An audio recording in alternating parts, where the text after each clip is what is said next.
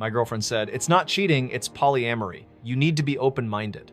I smiled and told her I'm open to learning. So I went to a poly meetup myself and came home with someone new. The look on her face when I introduced my sister wife, priceless. To understand what happened, you have to understand my job. I'm Nathan, I'm 32, I'm a supply chain analyst. My entire life is built on systems. I make sure everything gets from point A to point B efficiently, predictably, and with zero risk. My life is my most important system. My 5-year relationship with Chloe, who's 29, was supposed to be my most effective system. She's a brand strategist, creative, impulsive, lives in the moment. I was the anchor. That was the word she always used. I provided the stability, the condo is mine, a detail that becomes very important. The bills are paid automatically. My retirement plan is mapped out to the dollar. I thought we balanced each other. Our engagement party scheduled for this weekend was just the next logical step in the process, a scheduled milestone. Then about 3 months ago, the system started reporting errors. A new creative director joined her firm, a guy named Dylan. Suddenly, Chloe's work involved late-night brainstorms that went until 10 p.m. Her phone, which used to be tossed casually on the coffee table, was now permanently face down or in her pocket. There was a new perfume, expensive, new lingerie, the kind I never saw. I'm an analyst. I recognize indicators when they change. I wasn't a fool. I knew the signs, but I didn't need emotion. I needed data. Last week, she left her iPad at home. It was synced to her phone. The iMessages popped up on the screen. They weren't creative. They were graphic, explicit. There were photos. There were plans for their future right after she handled the Nathan situation. That feeling. It was like wet cement being poured down my throat, hardening instantly in my stomach. This wasn't a minor glitch. This wasn't a scope creep. This was a catastrophic system failure. I waited. It was 2 days before the engagement party. The apartment was quiet. I didn't pace. I didn't drink. I just sat on the sofa, the same sofa we picked out together. I just processed the data. She came home at 11:30 p.m. She breezed in smelling like his perfume and cheap victory. "Hey," she said, tossing her keys. "Dylan and I just had the most amazing breakthrough on the new campaign. I didn't move." "That's great," I said. My voice was flat, dead. "Did you also have a breakthrough on how to tell me you're sleeping with him?" The silence was instant, heavy. You could see the panic. Her eyes went wide, the blood drained from her face, but it only lasted a second. Then it was replaced, not with guilt, not with remorse. It was replaced with annoyance. Like I was the one creating the problem. Like I was an inconvenient piece of data that was messing up her spreadsheet. "Nathan," she sighed, "don't be so dramatic." "Dramatic?" I said, finally standing up. I saw the messages, Chloe, on the iPad, the photos, the plans. "You're cheating on me." She crossed her arms. That's the pose, the one that says, "I'm offended when she's been caught." "Ugh," she said. "See, this is exactly why I didn't know how to tell you. You're so traditional." I just stared. Traditional. Yes, traditional for expecting my fiance not to sleep with her boss. "It's not cheating, Nathan," she said. Her voice was dripping with this condescending patience, like she was explaining a complex theory to a child. "It's polyamory." I didn't say anything. "I've been doing a lot of reading," she continued, gaining confidence. Dylan is my passion partner. He understands this lifestyle. He's evolved. She was rebranding. She had cheated. She got caught. And now she was trying to rebrand the entire relationship to cover her tracks. You're polyamorous," I repeated. The word felt like ash in my mouth. "Yes," finally she said, looking relieved. "I knew you'd get it. Look, I love you. You're my home. You're my anchor partner." Anchor partner. That's the term that hit me. And this is what I realized. The worst part of this wasn't the cheating. It wasn't the physical act.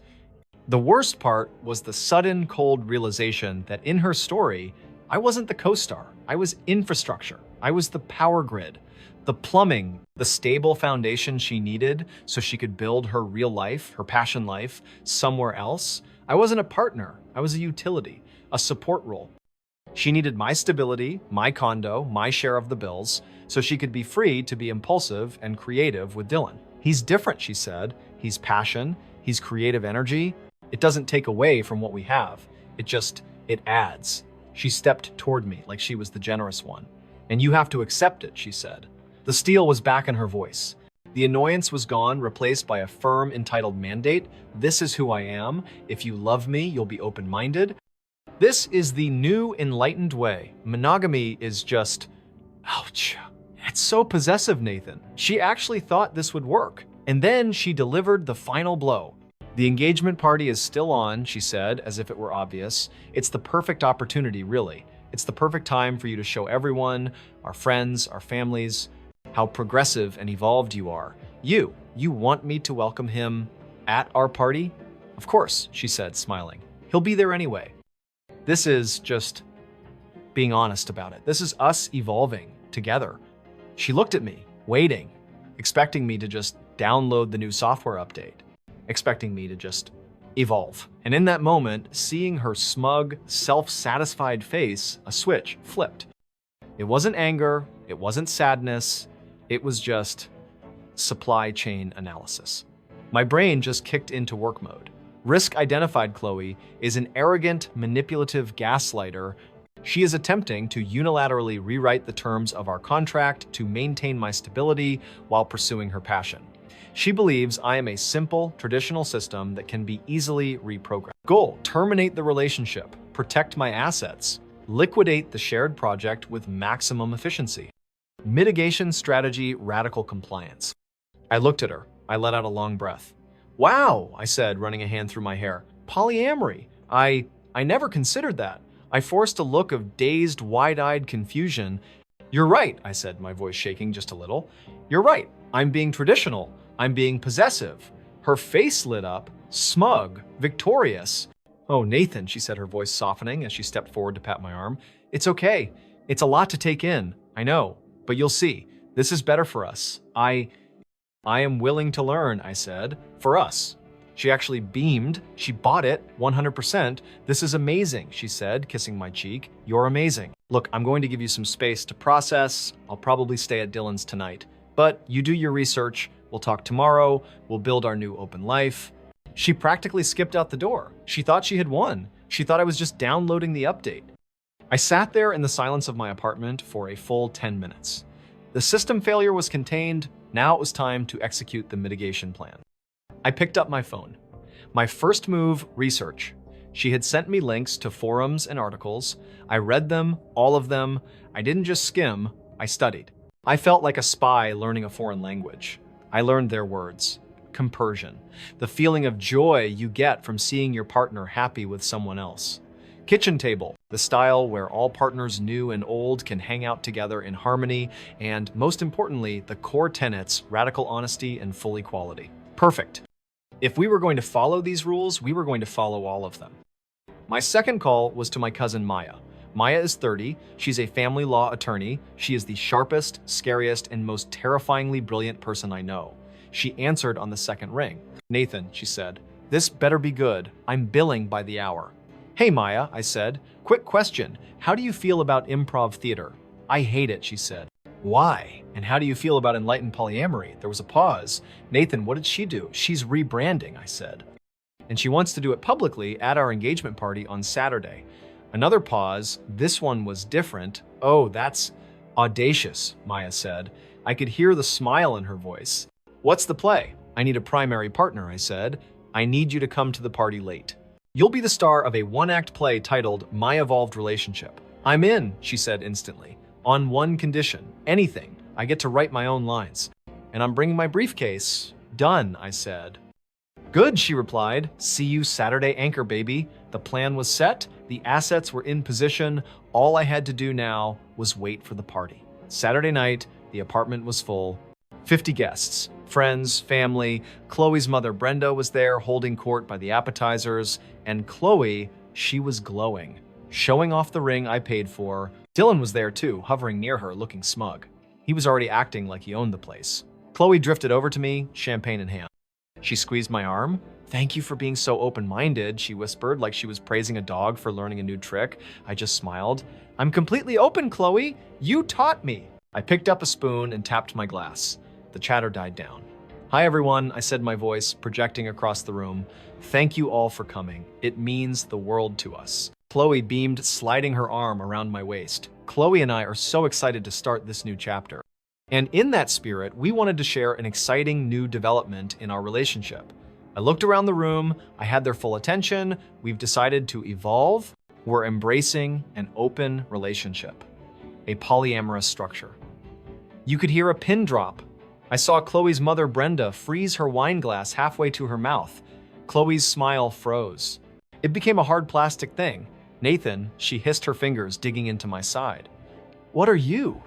And I continued ignoring her in the spirit of radical honesty, which is so important to us. I wanted all of you to be the first to welcome my new primary partner. Right on cue, the doorbell rang. I walked over and opened it. There was Maya. She looked like $1 million. Sharp dress killer heels and a confident smile that could cut glass. I'm so sorry I'm late, anchor baby, Maya said, her voice carrying. She walked right past me, straight toward Chloe. She extended a hand. You must be, Chloe. Maya beamed. Oh my God, it is so wonderful to finally meet you. Nathan has told me everything. Chloe just stared. Her hand was half raised limp. I'm Maya, by the way. She continued, setting her purse down on my sofa like she owned it. I just hope we can be kitchen table, Dylan. The passion partner looked completely baffled. Maya turned back to me. Babe, should we set up the Google Calendar for the sleep schedule now or wait until after cake? My last polycule was so disorganized, that was it. Chloe's face went from pale white to a splotchy, furious red. What the hell is this? She shrieked. The entire party flinched. What is she doing here? I kept my voice calm. This is Maya, my new primary partner. I'm practicing the equality you taught me. Aren't you happy for me? I thought you'd feel compression. Get out. Chloe screamed, pointing at Maya. Get out of my house. Ah, I said, stepping forward. The room was dead silent. Actually, I said that's a point of order. This is my apartment. I'm on the deed and the mortgage. You're a long-term guest, and Maya is my invited guest. So no, Chloe's face, it just broke. The enlightened mask didn't just crack, it shattered. This wasn't the plan. The plan was that she got more and I got less. You can't, she sputtered. Why not? I asked. You're poly for you, but I have to be mono for you. That's not a lifestyle, Chloe. That's just cheating with a new font. Get her out. Maya, who had been watching this with an amused smile, suddenly changed. Her smile didn't disappear, but it turned professional, sharp.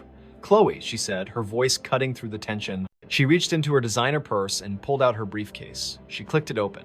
She pulled out a single folded document. I'm sorry, Maya said. I think you misunderstood. I'm not just his partner. She took a step toward Chloe. I am also Nathan's legal counsel. The air left the room. Maya handed the document to Chloe.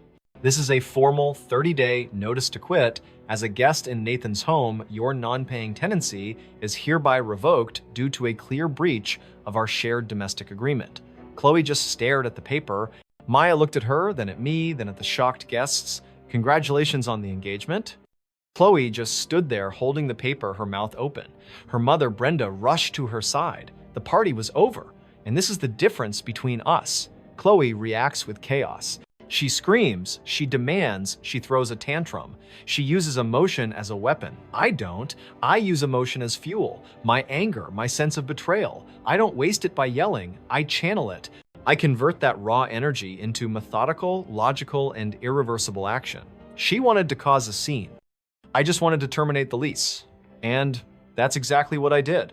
The aftermath was immediate. The party cleared out in under 5 minutes. Chloe's mother, Brenda, was dragging her out the door while Chloe screamed about how I was a monster. Dylan, the passion partner, had vanished. He didn't text her, he didn't call, he just evaporated. Apparently, the drama, as he called it, wasn't part of the passion he signed up for.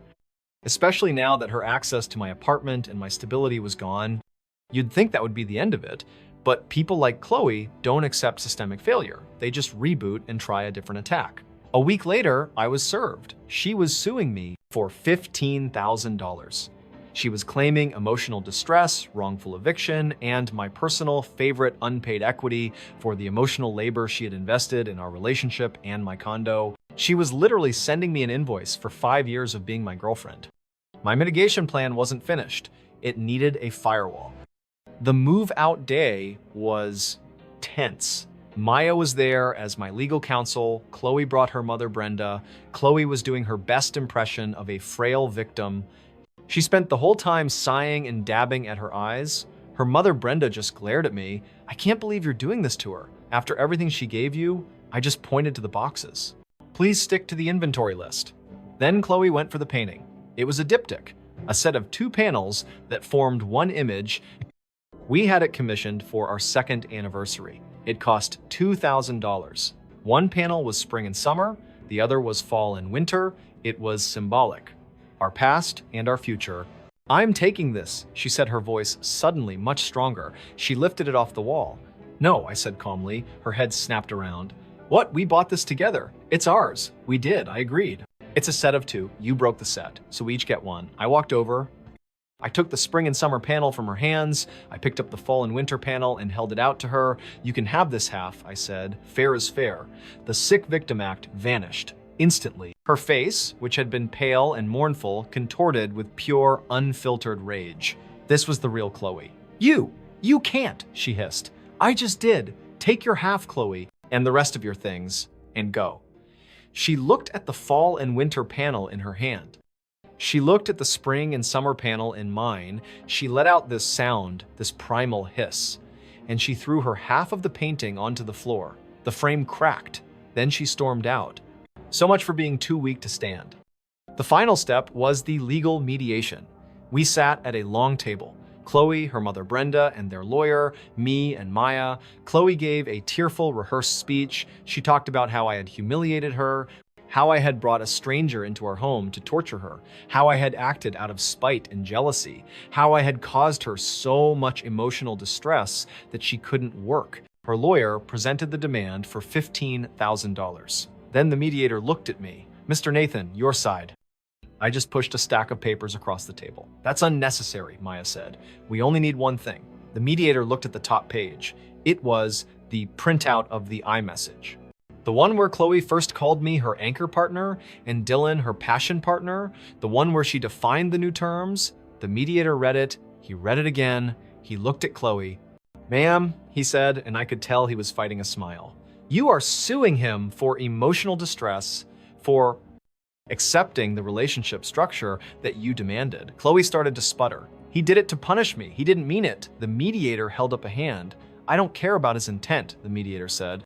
I care about the facts. The fact is, you redefined your relationship as polyamorous. He, quote, evolved just as you asked. He accepted your terms. You cannot now sue him for breach of contract when he was in fact complying with the very contract you wrote. He looked at her lawyer. This is frivolous. Case dismissed. That was the moment, the cold public legal validation. It wasn't just revenge. There's a difference. Revenge is emotional. It's chaotic. It's about causing pain. Poetic justice is logical. It's systematic. It's not about causing pain. It's about removing the barriers that stop a person from experiencing the consequences of their own actions. I didn't punish Chloe. I just stopped shielding her from herself. Her failed system was her own. I just let it crash. The end was quiet. Dylan, as I said, was gone. Chloe, having lost her anchor and her passion, lost the lawsuit. She had to move back in with her mother, Brenda.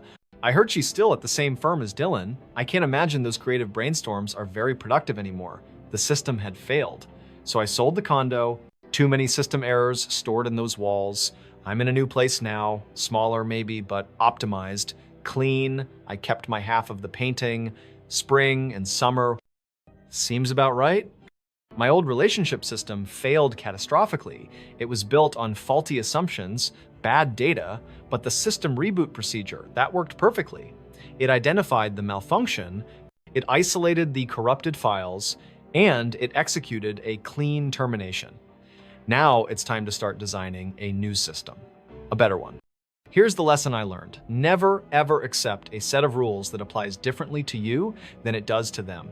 Fairness isn't a negotiation. It's a baseline requirement. The fastest way to expose a rigged game is to play by the rules, just better. Play them harder, play them equally. Watch how quickly the rules change back when the advantage is gone. So here's my question for you. Have you ever dealt with someone who tried to redefine reality to excuse their own bad behavior? What buzzwords did they use to try and gaslight you? Let me know your strategies in the comments below. And subscribe for more blueprints on how to execute your own checkmate.